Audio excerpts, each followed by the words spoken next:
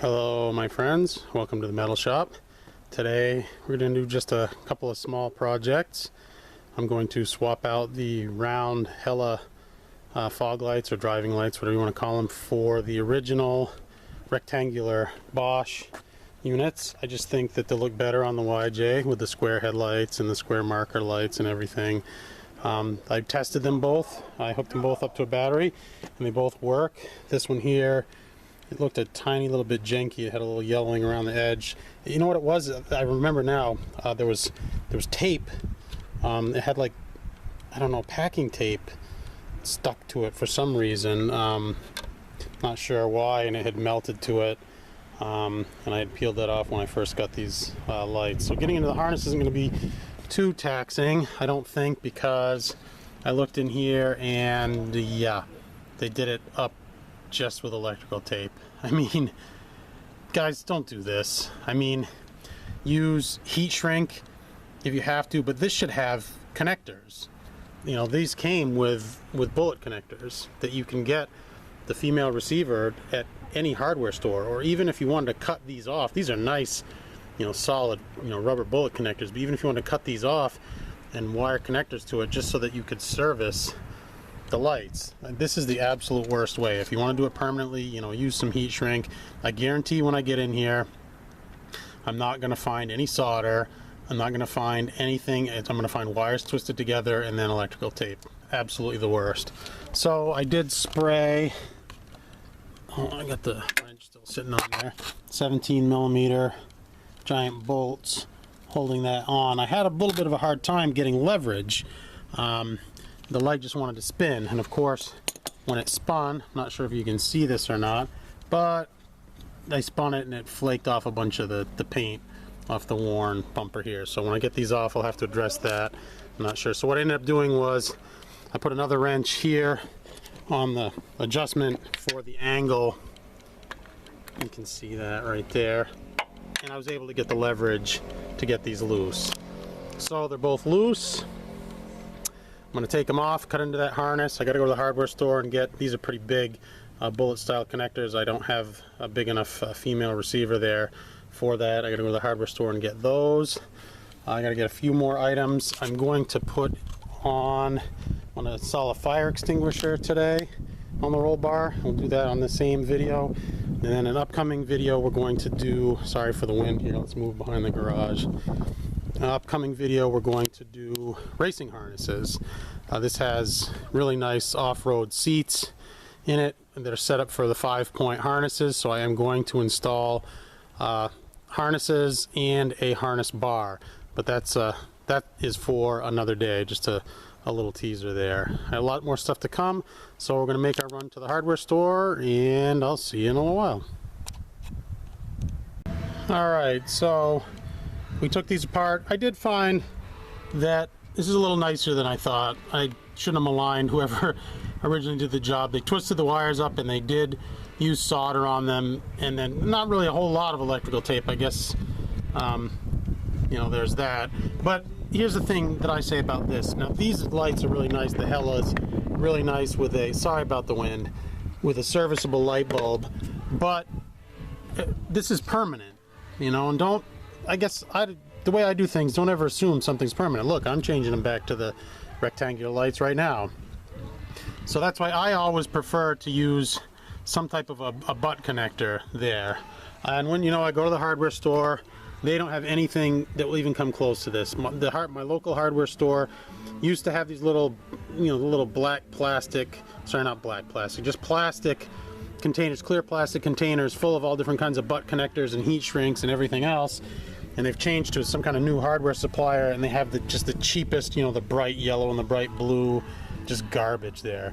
I'm going to touch this up, probably use a little bit of POR on that. I believe this is a really nice worn bumper. Probably cost close to 400 bucks, and it looks like it was just paint. I don't think that's powder coat on there. So yeah, so I'm going to use these heat shrink butt connectors to hook up the lights. That way if you ever have a problem, you can unplug them. These are a little bit bigger. I'm not sure. I'm going to be able to use the same small wiring loom here. because these are, and I got these at the hardware store that no longer carry anything of any worth whatsoever anymore. So anyway, let's get this going. Cool. All right, so on the driver's side, you can see the POR there, still super wet. Probably will be for a while. And this is going to be the finished product on this side. I had to go with a bigger size of this, you know, convoluted protective tubing just to cover up the bigger joint. It was nice to have this small stuff with the soldered joints, you know, but like I said, I wanted to make these, I can unplug these now and go back to the other ones if I want with minimal muss and fuss. They're the old butt connectors. Here's the tools carnage that I got out. Again, sorry for the wind. The wind was a real pain in the ass when I tried to heat shrink those terminals. It seemed like it always picked up the minute I tried to strike that lighter. So I tried to stagger the joints. You know, you cut one back here, you cut one up here, so that you stagger your butt connectors, and that's how they were from the factory harness on the Bosch lights. Interesting, Bosch lights made in Sweden. The hell I took off made in Germany, so pretty good stuff there. Anyway, I tried to stagger the joint. It didn't really work because of the odd size butt connectors that I had to use, so I am just going to cover this joint here with this larger piece of convoluted tubing, put some electrical tape on it, and yeah, we got to mount these lights, which I will show you in a bit. I want to let the POR dry just a little bit. It'll be like a glue, it doesn't really matter. So yeah, I'm gonna do a quick pause and we'll put this on. Hang on. Anyway, not really rocket science. Put this stuff on, slip it on, tape up each end and a couple places in the middle. I put a lot of tape here because that's where the big part of the joint was. But yeah, well, I will appreciate this one day. You know, if I'm the next guy to get in here, or if I decide to sell this Jeep on, not for a couple more years or so anyway, the next guy will definitely appreciate this. You know, peel back this tubing, which is super cheap, and you can unplug it and plug in different lights, get rid of the lights, do whatever you want, but it's not permanent. So we're going to wait for this paint to dry and move on to some other things. Stand by. Alright, so next on the agenda is installing the fire extinguisher. Picked this up at Quadratec. I thought I bought Quadratec brand, and I may have. It came in as Poison Spider. Honestly, I really just don't remember. Looked pretty simple. Got Velcro to hook it to the roll bar. Velcro hook and lube product to hold the fire extinguisher to it. I bought this from Summit. And of course, it's all taped up since I'm trying to make a video here. I run a fire extinguisher in everything, all of my performance vehicles. I went for the black one. I have you can get these in chrome or red, and due to the nature of the product, hazardous, you can't get free shipping. So they're all Amazon, Jegs, and Summit, where I bought this. Sorry, you can look at the garage there. I'll pull this out. We're all within a couple of dollars of each other. So let's see. So yeah, we have. So I'm gonna have to mount this in such a way. I don't know. I'll have to figure this out. Anyway, I run a fire extinguisher in everything. I had a close call here with the Mustang.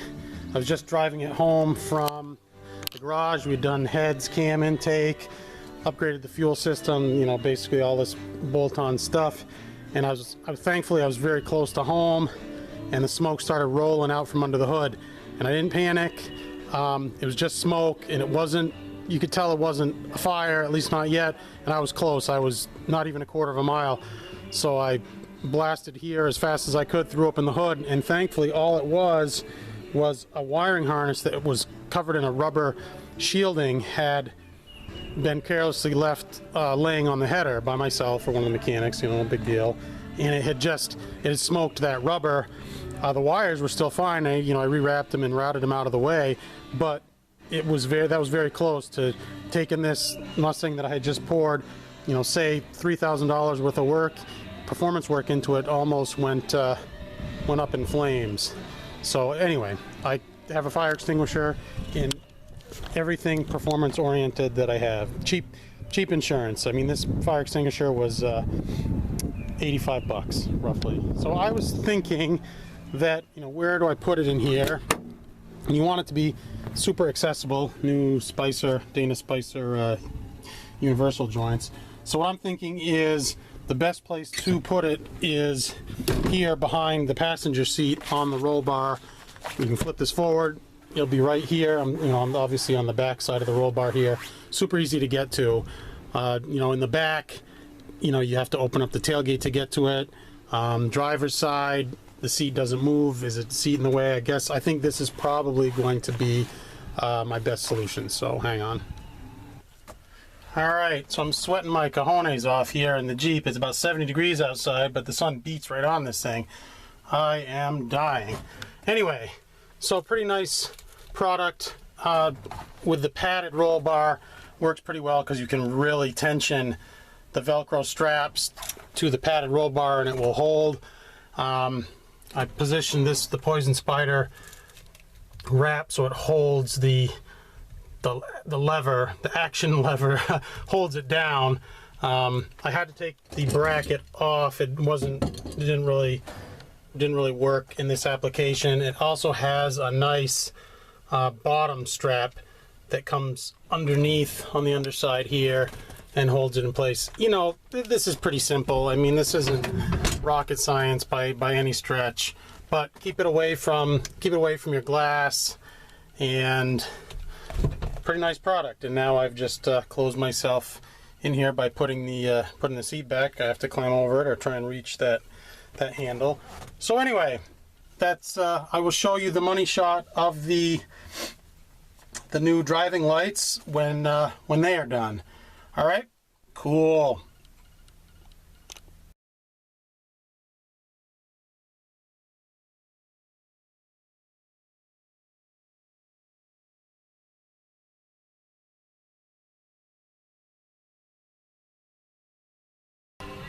All right, so there's the finished product, and became pretty obvious why they took these rectangular lights off and went to the round ones, because when they're mounted they touch these hooks, they obstruct these hooks and pretty much render the hooks useless. You couldn't use this hook for anything right now.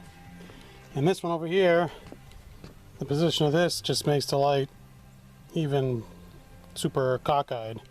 You can see, whatever. I do like them better. If I could drill new holes, move them just a little bit further outboard, I suppose, if I wanted. Yeah, as always, a day of modifications in the metal shop never turns out exactly like you planned. Sometimes it's better, sometimes it's worse. This is one of those, if it ain't broke, don't fix it type of things, I suppose. Anyway, my friends, thank you for watching. Appreciate your support. Please give me a thumbs up. Share this video, give it a like if you're so inclined. Bunch more stuff to come. Lots more videos of me banging my head against the wall. All right, my friends, thanks for watching. Take care. Bye-bye.